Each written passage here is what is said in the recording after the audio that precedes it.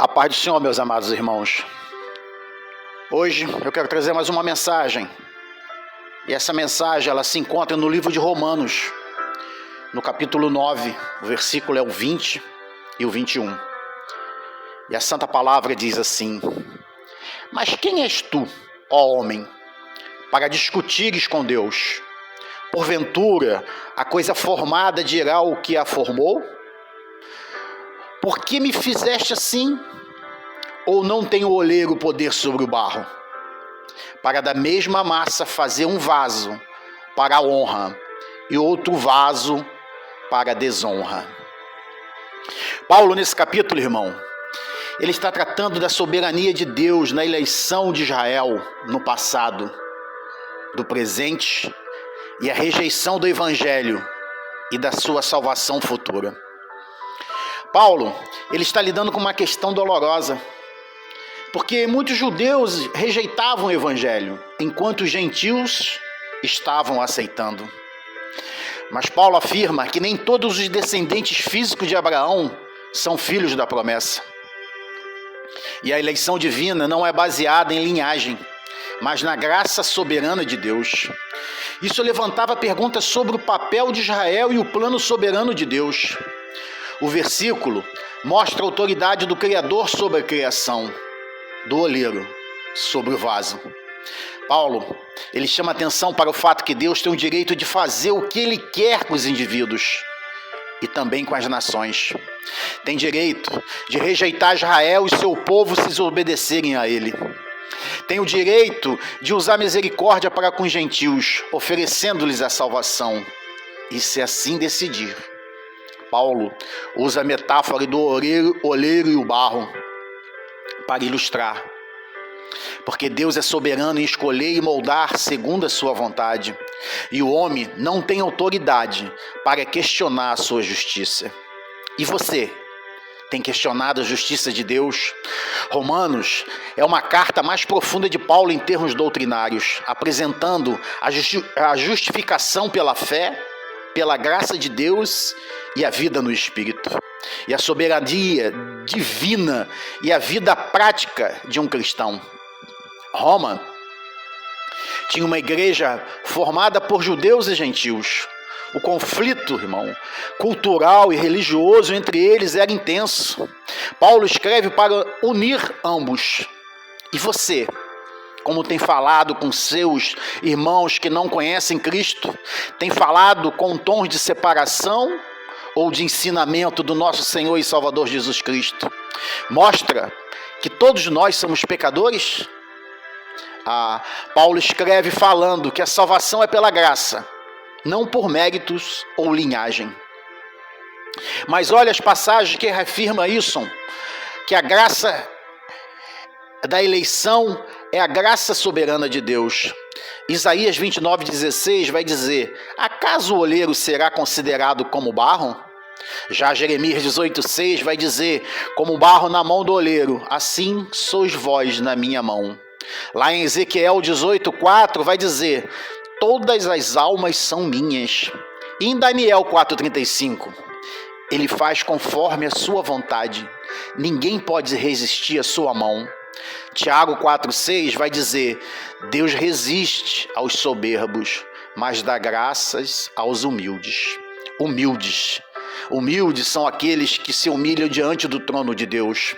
O homem deve submeter-se ao Senhor, reconhecendo que a obra é dele, é de suas mãos.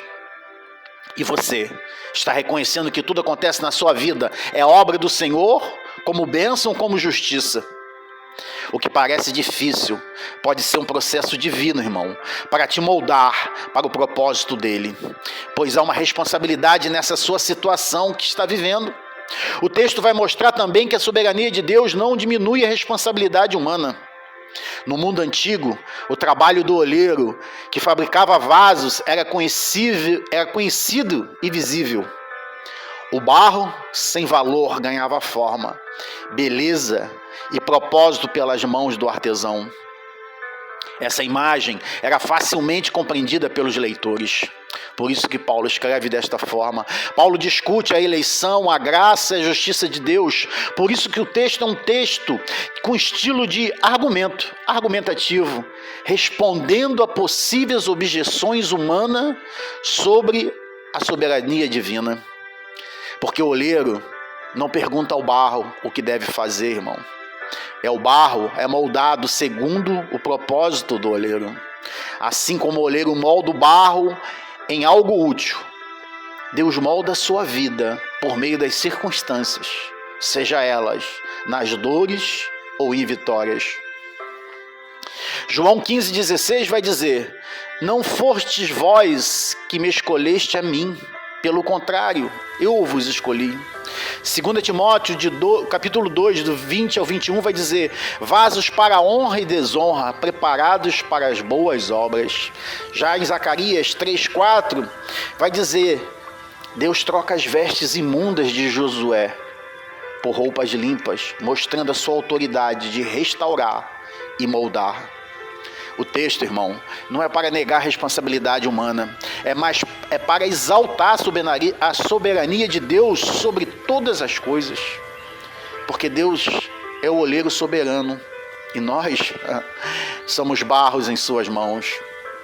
É para reconhecer que Deus tem autoridade sobre a tua vida, para te ensinar a descansar na vontade dele, mesmo sem entender os caminhos que está seguindo. Ele é soberano, sábio, justo e bom. Nada escapa do seu plano perfeito. Isso nos dá humildade e confiança. Humildade para não questionar Deus. Confiança para descansar em seu cuidado.